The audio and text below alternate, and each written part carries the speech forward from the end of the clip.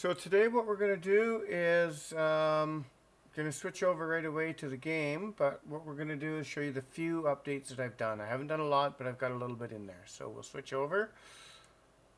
And what you can see in front of me right now is the character creation screen. I've already logged in to the account, and I have this Jenny character here. So I'm going to show you what I've got. I'm going to create a new character actually. And I'm going to call it Lulu. And still only female in the ability for the characters. We're going to change the hairstyle to 2.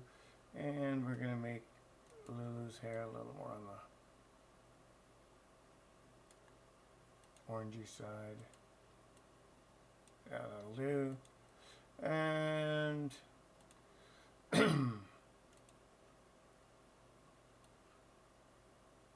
give her a red jacket so you can differentiate the two. Alright, save character. So you'll notice that I didn't do any changes to her stats at all. I left them all as default. So you can see what a default character entering the world looks like. So there she is, dropped into the world. Again, I have the capsule there for collision detection and troubleshooting. Once this is actually released, that'll be turned off. But you can watch her animation speed and watch her movement. And don't worry about this. This is just a placeholder for a door. It's not even a real graphic. And you can see down here there's a bag. Don't worry about that right now. We'll get into that in a bit. But watch her speed as she travels around. Right? I'll pull up her stats. And you can see her dexterity is set at 20.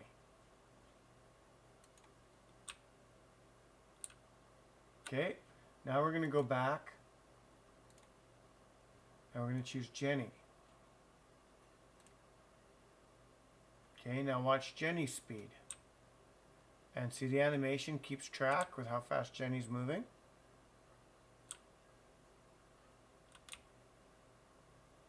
Right? So significantly faster. I put all of her ability points when I was configuring her into her dexterity. So it makes a noticeable difference. So I'm definitely trying to make the system so that when you do advance, you actually visually see it on the screen as the character advances.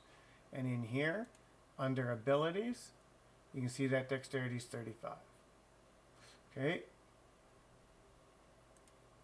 Now the other thing that I'm going to show you is that sack. So if I come into here to inventory, weight 0 out of 76.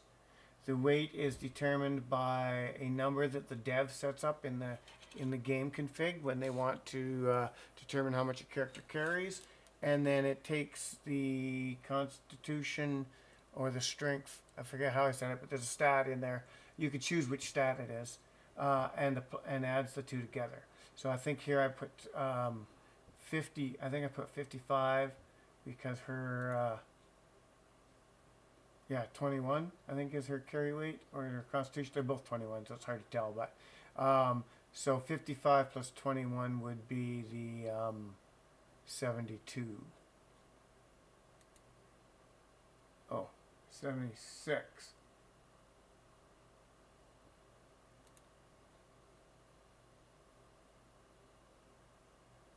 So it must have been 50. It must have been 55, yeah. So 55 plus 21, that's 76. Yeah, it all adds up. I was doing bad math in my head for a second there. So you can see how that works. And then if I go back to the character screen again, and I come in with Lulu, who's had no changes, open up her inventory, hers is only out of 75 because she didn't have that extra point to her strength or constitution. So you can see how that all factors in. And basically, once you hit 80%, then your movement speed starts slowing down. That's how I've got it hardwired in right now. I might make that a variable so that you can change that, turn it on, off, do whatever. But for this type of game, I think it works pretty good to have some what's the word I'm looking for? Deficiency there when you become overloaded and overburdened. Okay, So now we're going to turn that off, and I'm going to show you how this works. So we'll come up here and there's a bag. So if I click on that bag, nothing happens. I just do my attack. If I get within 3 meters, it opens up a little GUI window here. Select that, close that, and the bag goes away. Now right now that respawns every time I refresh, so I'm going to actually yeah, I don't want to refresh right now because I'll lose it. But anyway, so what we have now is we have a weight of 1 out of 75 because I've assigned a weight of 0.5 to each one of these healing potions. Now what I can do also, take that, and it's now stacked. 2. I can also right click and I can split the stack or just say cancel. And then the other thing I can do is drag that down and it's now in my hotbar. Close my inventory. Now what I'm going to do is save the character by simply going back to character select.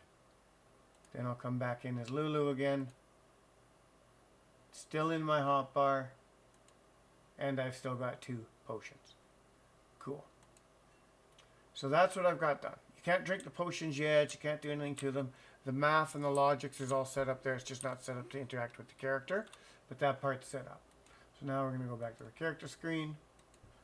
And now I'm going to go back into the engine. And I'm going to show you how I set those up. So the first thing I'll do is I'll show you where that weight calculation is.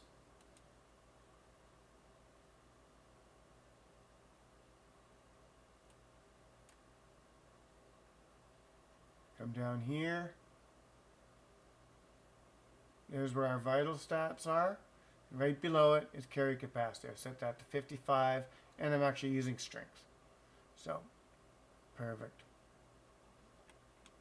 Alright. Close that down. I don't actually need to make any changes there. And now what I'm going to do is I'm going to go to the equipment. And here's the equipment tab. So you can create a new piece of equipment, which will bring up a modal. You can also edit them. There's a potion. I'll select the potion. I can copy it, so I can just make a duplicate of it and then go in, edit, and change the settings. Or I can just go in and edit the settings. So it's a healing potion. It's consumable. It uses this icon, and it'll show all the icons in that particular folder for equipment. Slot. It doesn't use any slots, so that's like head, chest, legs, whatever. It doesn't use any because it just sits. Oh, sorry, clicked away from it. Because it just sits in your inventory and or your hotbar and you consume it. Cost is 10. There's where the weight setting for it is, and that gets factored in. Maximum stack size is factored in. It can be stacked up to 10 units, and then you have to start a new stack. And its inventory is 1 wide by 1 high. Because if you had a shield, that might be 4 wide by 4 high or something, right? Sword might be 1 by 2. So that's how that works. And then you can select a logic block to attach to it. I already have one. Restore stat over time. That is the player's health, which that all works. I just don't have it actually affecting the player yet. So, cancel changes. Then we've also got equipable. I haven't done any of that. That'd be like weapons and armor and stuff. Craftable. That would be like things that you can craft, obviously. Resources. Those will be things like little chunks that you can mine or harvest wood. I don't know, collect whatever you can collect in a game and use for crafting or whatever. That's what that is, right? Containers. That's where I built this sack that we. And the sack, it says sack, type, container, and you could choose from that whatever you want, right? Like equipable, craftable resource. You can, because this is just reflecting the save changes to the JSON file that we set up when we created new equipment. And from new equipment, you can create any of these types of equipment. But you can edit these settings or whatever, right? There's that image for it, the sack.jpg. Which slot? It doesn't go in slot, it goes into general inventory. Or in this case, it's in the world. And then once you rate it, you lose it. Simple brown sack, cost 10, weight 0.1. So like super light, doesn't weigh nothing. But in this case, you didn't actually pick it up anyway. Stack size 1, just because it disappears. Inventory size 1 by 1 inventory, if you were to make an equipable item or a collectible item. And then slot count, you can assign how many slots it has. So in this one, it can have up to 6 slots. We set it for 6. And it had potion 1, healing potion 1, and healing potion 2 were all that was in it. But there were 6 slots when we picked it up. An attached logic block, you can attach a logic block as well, right? So we're going to hit cancel on that. And that's just the default for any container. It'll just work like it did in game. So now how do you get it in the game? That's the last little bit. Alright, so we have to go, just open a scene here. I added an open scene button up here too for convenience again.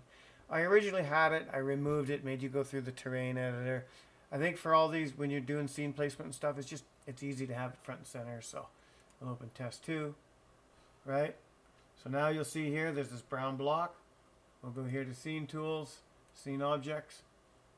Oh, for some reason, we're not actually seeing my water. Oh, because I don't have, I didn't open it through the terrain. For the water, you've got to open it through the terrain if you want to make a change that way. I don't know if that affects it in game. There might be a bug there.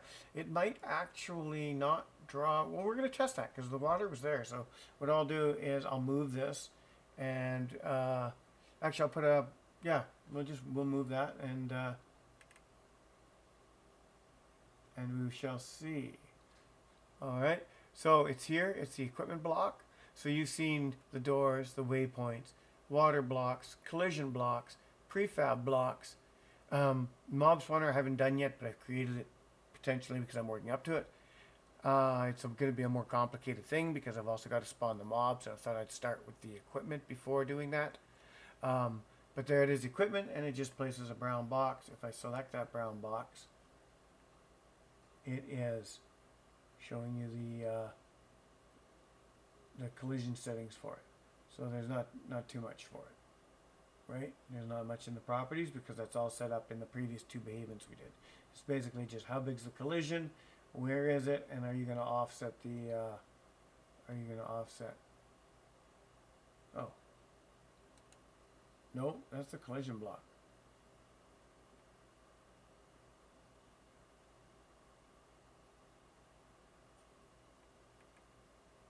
Where is, for whatever reason, interesting, traveling between computers, I seem to have lost my, and yet it was there when it spawned. It's showing this as a collision block. Oh well, we'll just place one in.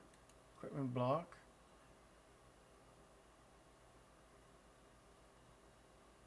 It thinks it's a collision block.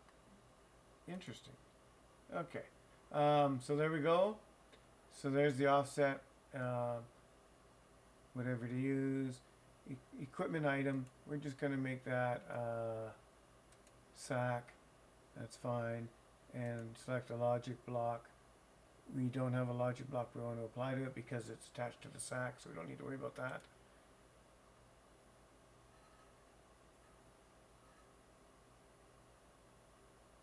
But we do want the image to be sack. Alright. Save scene. Now we're going to go back in.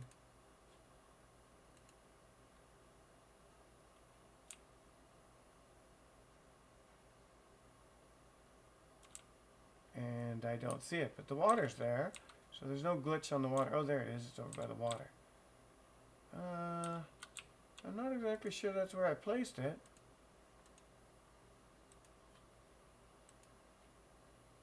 There we go.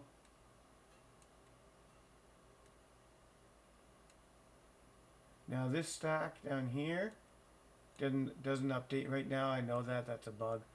I just gotta drag that and redo that. There we go. So that was right beside this water down by this tree. Let me look, where did I put it? The tree's down here.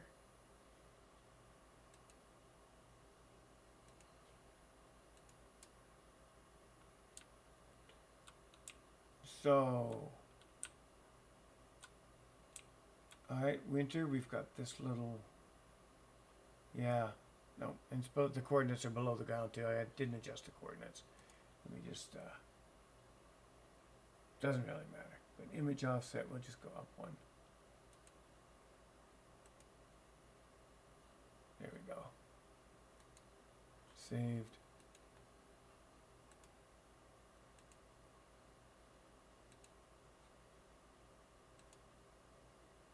There it is. Back where it's supposed to be. But yeah, so there's a bit of a bug right now because I'm pretty sure I placed it about here. Like if I go back in here and look, there's my trees. I definitely didn't place it by my trees.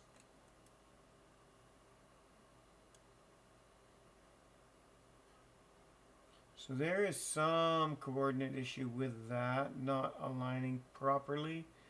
So I'm going to have to figure that out. Minor bug, but I basically got the feature implemented, so yeah. Anyway, so always interesting. You get to see the bugs live as I find them. That's pretty minor bug. What I think it's doing is in the placement, it is using the global world coordinates rather than the scene mesh coordinates. That's a pretty simple fix. I'll just have to look for that because they're all variables. I'm probably just pulling the wrong variable there. Super simple fix. That'll be like well implemented in the next one. But as you can see, we got being able to build equipment. We got being able to attach equipment to slots in other equipment like containers and stuff. We've got those spawning in the world. We've got you able to collect them and they despawn out of the world. You can have them in your inventory. You can stack them and you can equip them to your hotbar. So that's the progress for this week. Hope that you appreciated this one, and I hope to see you in the next one. Have a great day. See you next time.